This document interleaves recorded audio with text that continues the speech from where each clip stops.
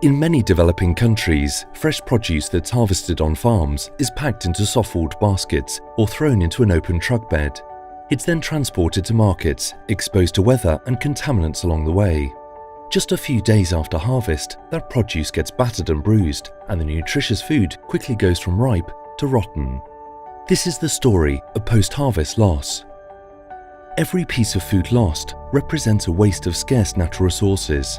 According to the UN Food and Agriculture Organization, over $750 billion in lost food revenue simply rots away. Further, the amount of greenhouse gases caused by food loss is roughly the equivalent of adding an additional 7 billion cars on the road, making it a significant contributor to climate change.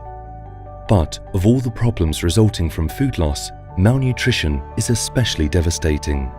Today, 1 in 3 people survive on diets that lack the vitamins and minerals needed to grow properly, live active lives, and raise healthy families.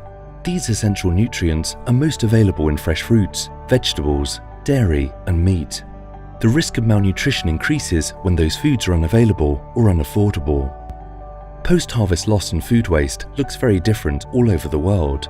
In developed countries, food is mostly wasted on farm or at the consumer level. But in developing regions, it's just the opposite. In sub-Saharan Africa, for example, FAO estimates roughly half of fresh fruits and vegetables are lost before they ever reach consumers.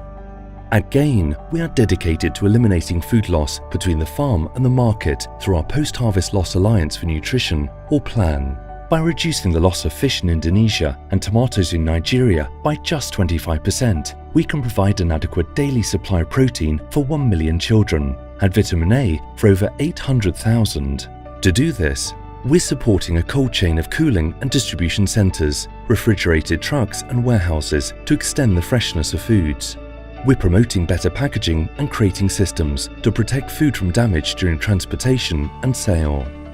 We're encouraging food processors to move closer to the farm and advocating for food processing techniques like canning and drying that increases and extends their availability year-round. It is critical that we get this right. With a global population expected to reach 9.8 billion by 2050, we can't afford to lose half the food we grow. Reducing post-harvest loss means more food and better nutrition for a healthy world.